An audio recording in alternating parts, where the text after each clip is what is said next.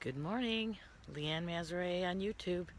Checking in with you again today as I walk on my daily walk. I give you tips about being an entrepreneur and building passive income and whatever else you need to make your life work better for you. I'm here to help you. If you want coaching, if you want to find out what I'm doing, click the link wherever it is later on in the video and I can give you more details there.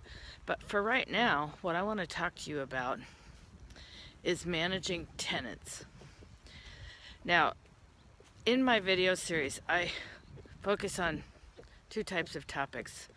One is how to make money passively, and the other is how to just keep yourself happy in your life so that you can enjoy whatever it is that you're doing, whether it's building your passive income or maintaining it, or just thinking about doing it, maybe getting out of a job or a situation that you don't like. So I coach people on how to do that and some tips and mindsets that are very, very important for them on that journey.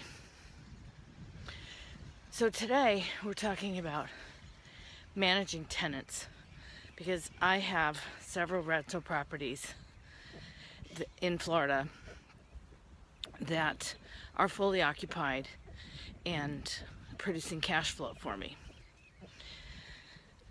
Now, part of the success of a rental property program is having good tenants. Because if you go to all the trouble to get your property ready for the market, maybe like in my case, you buy it in an auction, it's significantly dilapidated, and you spend some hard-earned money to fix it up and then have some tenants move in. Well, if the tenants don't take care of the property, and even though they pay their rent on time, you may end up with a loss at the end of the year or 2 years or however long it is to when they move out if they leave your property in a really damaged state. So now you're after coming up with $10,000 to repair things that weren't broken when they moved in, and usually their security deposits aren't enough to cover that kind of damage. Now luckily I've never had that kind of a problem. In fact, I've never had to withhold anybody's security deposit ever. Well, I take that back. I had a roommate once whose dog chewed up my couch. But that's kind of a different situation. But not terribly different. I mean, he had a security deposit, $450 or something. Was it enough to cover the damage?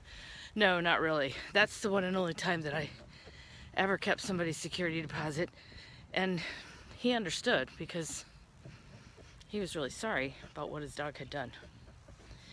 But in many cases, tenants aren't sorry, or they don't care, unless you get nice tenants who treat the property like it's their own. And that's really ideally what you're looking for. So you have to first figure out what kind of neighborhood is your property in. If you're buying properties at a really dilapidated price in a really dilapidated neighborhood, a lot of times your tenants are going to be pretty dilapidated themselves. Which isn't always to say that's true, but it just makes life a lot easier if you can screen your tenants in advance and, decide, is this a neighborhood I'd like to live in? Do I even feel safe coming over here to maintain my property and inspect it? If I had to come over here and evict somebody, would I be worried about getting shot, or getting hurt, just coming around the neighborhood? So that's the first thing to consider when you're picking your property.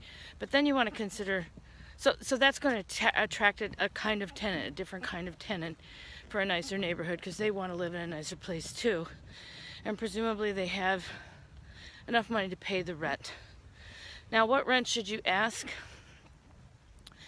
I typically ask a little more than market value if my place has currently been freshly remodeled. If everything's brand new and working right, and I can get a little bit more. And if they have a pet, I take a $250 non-refundable pet deposit, because chances are there's going to be something that dog or cat or whatever does to the house that probably will cost a lot more than $250. At the very least, I have the floors professionally cleaned or the carpets professionally cleaned. So if they don't want to pay that for their pets, then just forget it, because most people expect to pay that as in exchange for having their animals live with them. I'm an animal lover, so I know how hard it is to find places that take pets. So if I have a place with a tile floor, and sometimes I even put a doggy door in, you know, if that's what people are looking for, and a fenced yard. But I've even had tenants offer to fence the yard for me, just because they needed a place so badly. They were, I don't know, lost. They lost their home. Not necessarily their home, but their rental, because somebody wanted to move back in, the owner wanted to move back in, or the owner was putting it on the market, or whatever happens. Sometimes people come to you who are really good people, good tenants. They're just having a really hard time finding a place that will take their dogs. So, you know, give them a second thought. Sometimes they're really grateful. And you really want to have a tenant who's grateful rather than somebody who's looking for ways to stick it to you. And that's another thing about managing the tenants. Make sure that when they tell you that something is wrong in the house, that you have it checked out. And get it checked out quickly. I mean, if it's a plumbing problem, particularly, have a good plumber on your speed dial or whatever. And if he's somebody who can get there quickly, even if it costs you $125 for a service call, that could save you thousands down the road.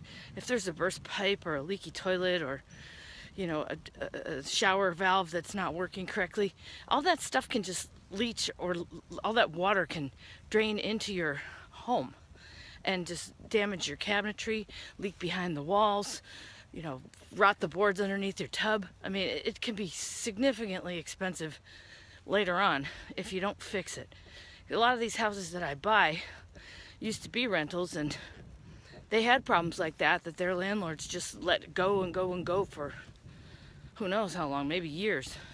And they don't encourage their tenants to tell them about things like that when they're going wrong.